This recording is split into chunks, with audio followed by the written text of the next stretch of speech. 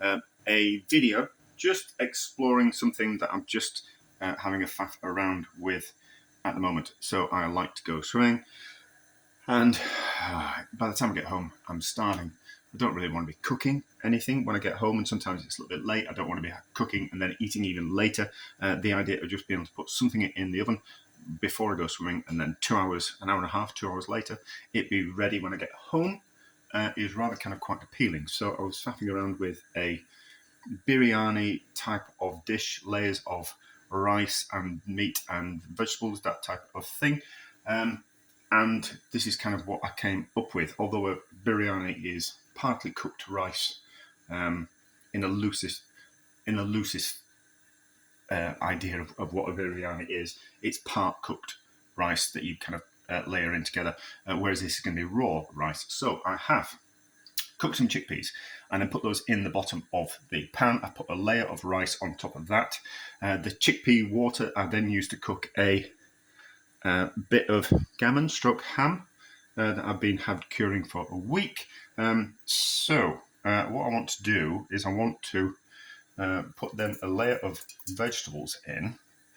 So just a layer of vegetables. So just in raw, so not to kind of cook them, just as a way of making things easier, because I don't have to cook them beforehand. I just want to be able to add them. And you kind of, sometimes with cooking vegetables in a pan, you lose a little bit of their flavour as you do that. So this is probably more pork than it is ham. It'll only be curing for about a week, but I slowly cooked that in the chickpea water. So we've got the flavour of the chickpea water and for the ham like that. You don't have to cure your own meat like I do. I tend to do the things to the 11th degree. But you don't have to do that. What you can do is you can just buy yourself a bit of gammon from the supermarket or butcher and cook it yourself, and you will get the same kind of result. But I've just tied it up so it'll keep it all together. So it's already tender. By the time we take it out in 2 hours' time, it'll be even more tenderer.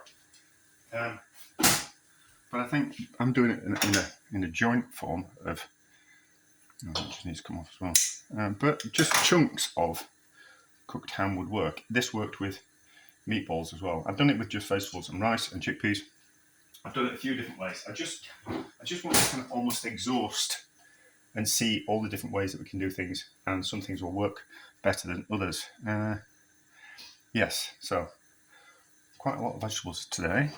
Just carrots and onions, because this can then be part of the 10 simple ingredients. So chickpeas are in there, pork's in there, carrots are in there, onions are in there, and I'm not going to put chicken stock in. No, I'm not going to put a chicken stock cube in. See, those bits on the back will just go into some soup that we're making, so they're not going to go to waste. And I've just grated them for the sake of ease, because I am concerned about getting a little bit older and not wanting to, and not being able to chop vegetables just as much. But if we can grate them, I think that's a suitable alternative. Now, we want some cumin seeds in, because cumin work with pork and it also works with carrots. So just some cumin seeds in there, just to add that little bit of spice element to it. So obviously a biryani would have more spices in, but we're not doing that. I just like add what you want, but I'm not. I'm just going to use cumin seeds and pepper, and I think that will be enough. If we were to add, I was going to add chicken stock cube, wasn't it? Which chicken stock cubes can be part of the 10 simple ingredients, because pepper will run out. This always happens. It always runs out. I should top it up. It should be on my list of things to top up. But you forget, don't you? And it's so close. The pepper's so close in the cupboard, you think it's only going to take 30 seconds to refill it. Right, so must remember that we need to top up the pepper container. Right, so more pepper in there, because pepper is not part of the 10 simple ingredients, but it's a seasoning, so therefore it is allowed in the 10 simple ingredients. I don't want any more spicy than that. Yeah, so I was going to add chicken stock cube, because the chicken stock cube adds that layer of savouriness, umami, chicken flavour, a little bit of fat in there.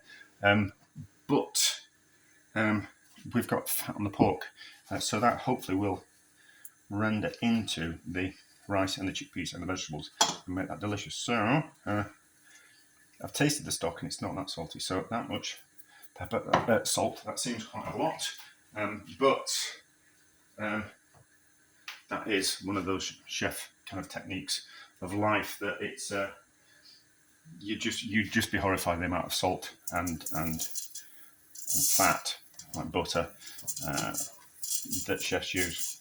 So it's best off that you don't know. Actually, I can't remember. I did do a video once about making pea soup. Maybe we should recreate that video. I did a friend's birthday party, and kind of as part of the dinner that I did them, I showed them how to season. So we kind of made a basic pea soup.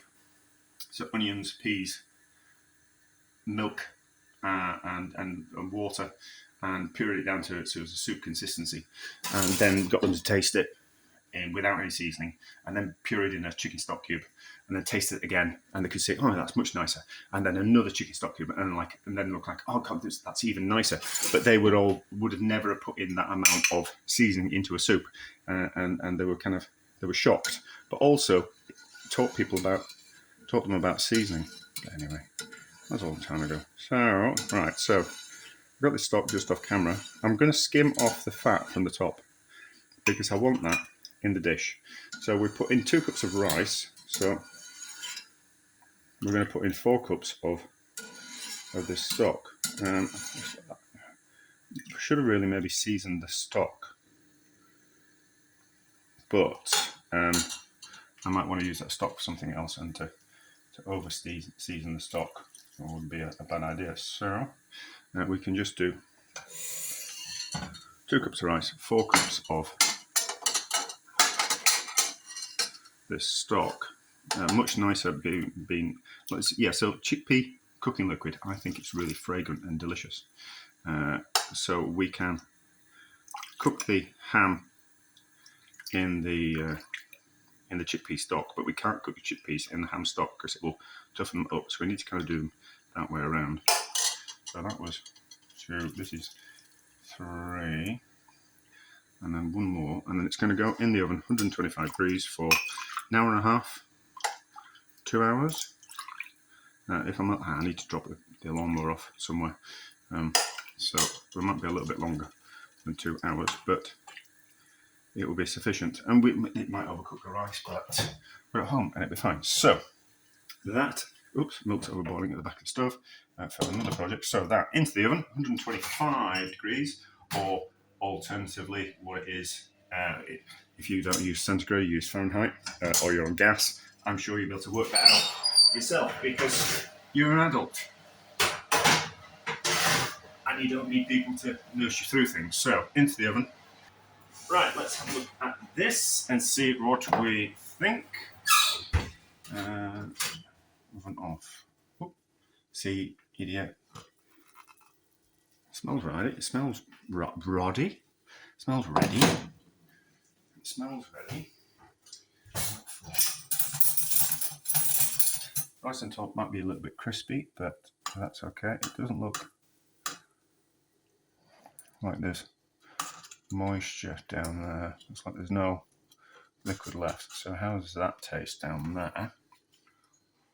Is it seasoned enough? No. That's good as that. That's good as that. Nice and peppery. That meat's lovely. Look at that, it's just falling off the bone. So, falling off the bone. There was no bone in it. It's because I'm distracted. That's what it is. I've been swimming and I've done other jobs, and there's things I need to do before I can really sit down and have something to eat. But we'll just give it a try. So, pork and rice and chickpea. Sure, I've got some chickpeas down the bottom, but it'll be fine.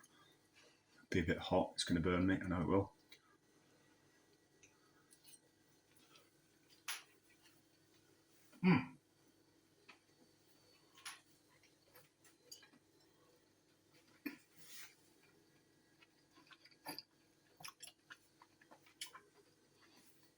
Hopefully it's not. And see how tender that meat is. So, don't bother buying pork and clearing it for a week in the fridge. Just buy a ham or a gammon. Cook it. Well, cook the chickpeas. Use the chickpea water to cook the gammon. And then chickpeas on the bottom. Layer of rice. Layer of vegetables. Tender ham in. Rice around. Double the quantity of stock to rice. And then slowly cook for a couple of hours in a 125, and you're with that, and that's lovely. I'll do a better picture. You don't actually have to have. You can do it with like gammon steaks. So you can buy gammon steaks and do it the same way, and like you could have it in a shallower dish with gammon steaks or pork chops. Like a slow braised pork chop. That'd be nice. Yeah, so you can get spare rib chops, which are a lot cheaper than pork chops. And they've got a little bit of bone in them, and they've got more sinew and gristle in them. But if you slow cook them beforehand and then did that with them, so you'd have like an individual spare, like in a dish like. I'm going to make a noise now. In a dish like that, so like chickpeas on the bottom, then vegetables, spare rib chops, and then rice around. Or chickpeas, then rice, then vegetables, 4 chops, that's spare rib chops, and then rice, and then stock. That would work lovely. As long as you slow braise the spare rib chops beforehand, that would be nice. I don't think I'm going to do that as an experiment because I think this and that are a little bit too similar. But you could also do it with leftover meat from. So with chicken legs would work. Kind of do them, but obviously not in my template ingredients. Like chicken legs or chicken thighs, slowly braise them so they're nice and tender, and then recreate it either in a pan or in a dish. That would be lovely. So, yes, I think that is like a one-pot pot of deliciousness. A success.